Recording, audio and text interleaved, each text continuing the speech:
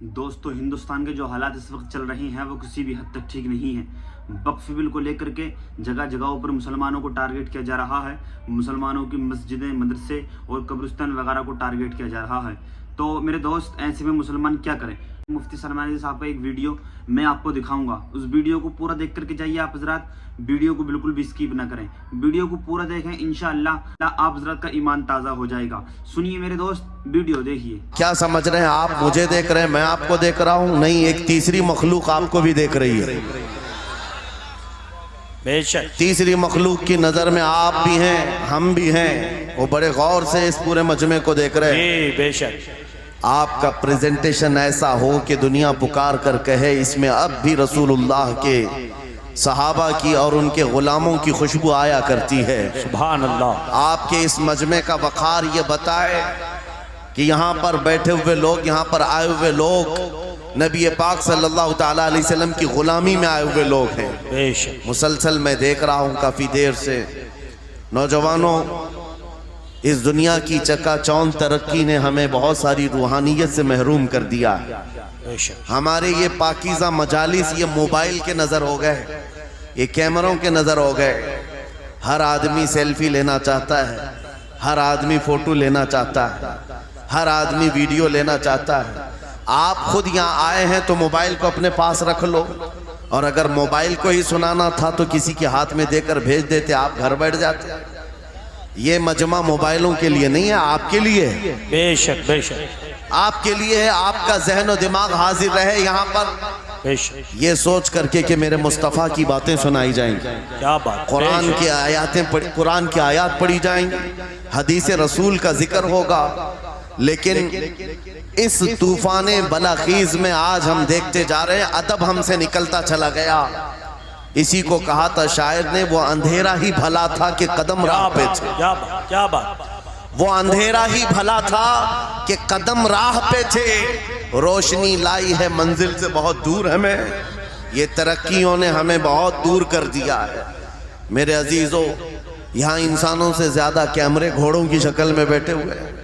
یہ ساری چیزیں میں محسوس کر رہا ہوں، صرف اس لیے بول رہا ہوں کہ ہمارے اسلاف کے جو جلسے ہوا کرتے، ہمارے بزرگوں کے جو جلسے ہوتے تھے، اس کے بارے میں کبھی آپ معلومات حاصل کریں، وہ کیسے جلسے ہوا کرتے، علماء کا ادب کیسا ہوتا، مشائخ کا ادب کیسا ہوتا۔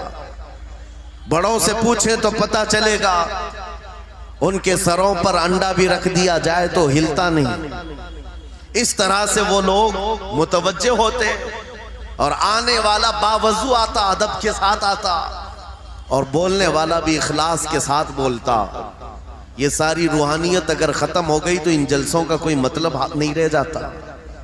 اسی لیے میرے عزیزو، یہاں پان کھائے ہوئے، گٹکا کھائے ہوئے لوگ مجلس رسول میں اگر کھڑے ہو کر سننا چاہتے ہیں، نکڑ پر اور سڑک پر، میں سمجھتا ہوں محافل رسول کی بے حرمتی ہے۔ سیدنا شیخ عبدالعزیز محدث دہلوی کے متعلق ایک بات مجھے ملی تھی۔ آپ حقہ نوشی فرما رہے تھے، اور اسی اسنا میں آپ کو کہیں سے میلاد کے پڑھنے کی آواز آئی، آپ وہ حقہ پھینک دی اور مجلس میلاد میں چلے گئے، جا کر کے بیٹھ گئے، اور میلاد پاک میں جو مداح رسول تھے وہ قصیدہ ایسا پڑھتے رہے کہ شیخ صاحب مگن ہو گئے، مست ہو گئے، اور وجد طاری ہوا۔ اسی اسنا میں آپ کی آنکھ لگ گئی محفل میں آنکھ لگی، دیکھا رسول پاک صلی اللہ علیہ وسلم تشریف لائے، سبحان اللہ۔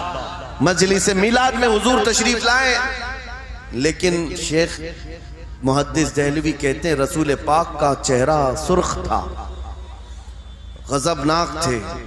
میں نے عرض کیا سرکار آپ تشریف لائے ہیں اس محفل پاک میں، لیکن چہرے پر غضب کے آثار ہیں۔ آپ صلی اللہ علیہ وسلم نے فرمایا محدث دہلوی سے کہ عبدالعزیز تجھے شرم نہیں آتی، اسی حقے کے منہ سے میری محفل میں آ گیا۔ اللہ اکبر۔ میرے عزیزو، نبی پاک صلی اللہ تعالیٰ علیہ وسلم کی محفل پاک کا ادب نہیں کرو گے، وہ عشق رسول کہاں سے آئے گا؟ یہاں سے کیا بولا جا رہا ہے، کیا پہنچایا جا رہا ہے، اس کی طرف توجہ ہونا ضروری ہے۔ اسی لیے میں آج برملا اظہار کرتا ہوں کہ آج مجھے پروگراموں والا ایک مقرر بنا کر لوگ ہر جگہ گھما رہے ہیں تعزیہ کی طرح. میں نے یہ دیکھا ہے اور ان میں میرا کوئی انٹرسٹ اور شوق نہیں تھا ان جلسوں کا. میں مسجد میں خطاب کرنا زیادہ پسند کرتا کہ وہاں پاکیزہ ماحول ہوتا ہے, ادب سے لوگ بیٹھتے ہیں اور سب باوضو ہوا کرتے ہیں اور دل میں بات اترتی بھی ہے.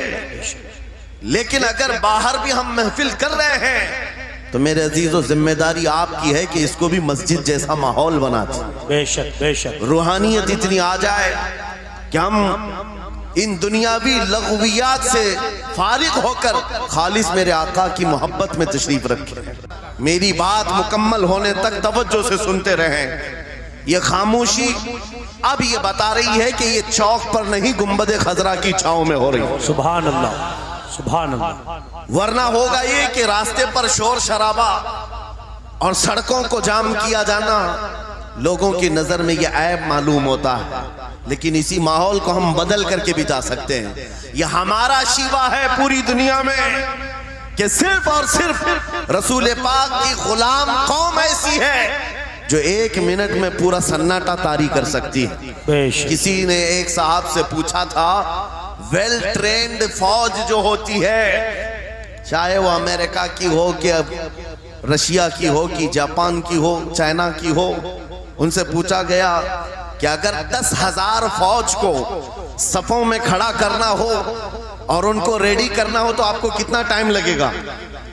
کسی کے بارے میں کہا کہ امریکی فوج کے لیے ہمیں 4 گھنٹے لگ جائیں گے, ہم ترتیب دے دیں گے. رشین فوج کے لیے 3 گھنٹے لگ جائیں گے. چائنیز اور ایکٹیو ہیں, 2 گھنٹے میں اپنی صفیں ترتیب کر لیں گے. اس مسلمان دانشور نے کہا اللہ کا کروڑوں احسان ہے, 1 لاکھ سے زیادہ کا مجمع ہوتا ہے حرم کعبہ میں بھی اور حرم رسول میں بھی. امام صرف 1 منٹ میں کہتا ہے صفیں درست کر لو, کسی کو ڈنڈا مارنے کی ضرورت نہیں, سب کی صفیں خود درست ہوتی ہیں. کیا بات. بے شک بے شک بے شک. یہ قوم ہے جو اپنی صفیں خود درست کرتی ہے. بے شک بے شک. مسجدوں میں جمعہ میں عیدگاہ میں جا کر کوئی لکڑی لے کر نہیں پھرتا کہ اپنی صفیں درست کر لو. ہر ایک کو اتنا شعور ہے کہ اپنی صفیں کیسے درست کی جاتی ہے. جب آپ کو اللہ تعالیٰ نے یہ نعمت عطا کی ہے مسجدوں میں صفیں درست کر سکتے ہیں 1 منٹ کے اندر, عیدگاہ میں 1 منٹ میں ہماری صف درست ہو سکتی ہے. اے نوجوانوں دنیا کو یہ بتاؤ صرف مسجد اور عیدگاہ نہیں, دنیا کے ہر میدان میں ہم اپنی صفیں درست کر سکتے ہیں. سبحان اللہ. کیا ہر میدان میں ہماری صف درست ہو سکتی ہے. یہ اللہ کی طرف سے دی ہوئی بہت بڑی نعمت ہے. بس اب مجمع جو خاموش ہے اور متوجہ ہے, اب میری بات کو آگے میں بڑھاتا ہوں, توجہ سے سنیں. قرآنی علوم کے متعلق آپ کے سامنے چند باتیں رکھوں گا, اس لیے کہ مجھے کہا گیا بڑا پڑھا لکھا مجمع ہے اور مسلمان کے لیے پڑھا لکھا ہونا بہت لازم ہے, اس لیے کہ جہالت اسلام کا اپوزٹ ہے. جہالت اسلام کا اپوزٹ ہے.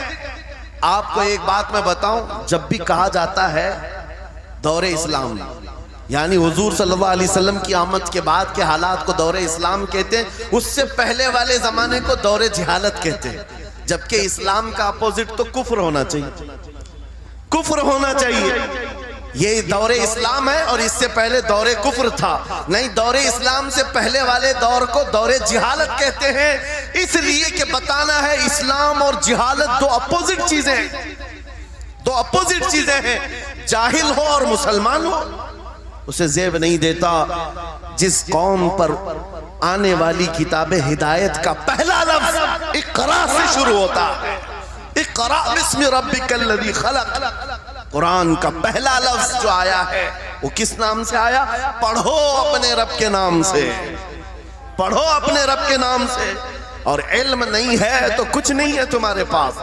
امام غزالی تو فرماتے الناس کلہم موتا الا العلماء, یہ سارے انسان مردہ ہیں, زندہ اگر کوئی ہے تو علم والا ہے, علم والا زندہ ہے.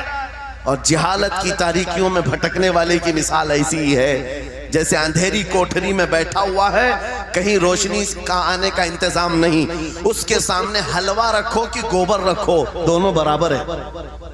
जाहिल आदमी के लिए ऐसा ही है, कभी उसका हाथ इसमें पड़ेगा, कभी उसका हाथ इसमें पड़ेगा। जब नजर नहीं आ रहा है तो हलवा को गोबर समझकर खा लेगा, और कभी गोबर को हलवा समझ के खा लेगा, गलाजत उसके लिए बराबर हो जाएगी। लेकिन इल्म को कहा गया अल इल्म नूरुन, इल्म रोशनी है। तो देखा मेरे दोस्त, अब हज़रात ने ये वीडियो बहुत अच्छा पैगाम मुफ्ती साहब ने हमको दिया। तो कहीं ना कहीं इसकी ये भी वजह है, जो हमारे ऊपर परेशानियाँ आ रही हैं तरह तरह की, कभी वक्फ बिल की सूरत में, कभी मस्जिद मदरसों पे पाबंदियाँ, कभी नमाज पे पाबंदियाँ। तो कहीं ना कहीं इसकी ये भी वजह है कि हम जो है वो दीन से भटक चुके हैं, दीन से दूर हो गई हैं, उसकी ये वजह भी है। तो इसलिए मेरे दोस्त, हम सबको वही करना होगा जो हमें करना चाहिए। और वीडियो को लाइक करें, कमेंट करें और वीडियो को ज़्यादा से ज़्यादा शेयर करें। अगर आप हज़रात को ये ओरिजिनल वीडियो देखना है तो डिस्क्रिप्शन में मैं लिंक डाल दूँगा, वहाँ जा कर के आप हज़रात ये ओरिजिनल वीडियो भी देख सकते हैं। अस्सलाम वालेकुम।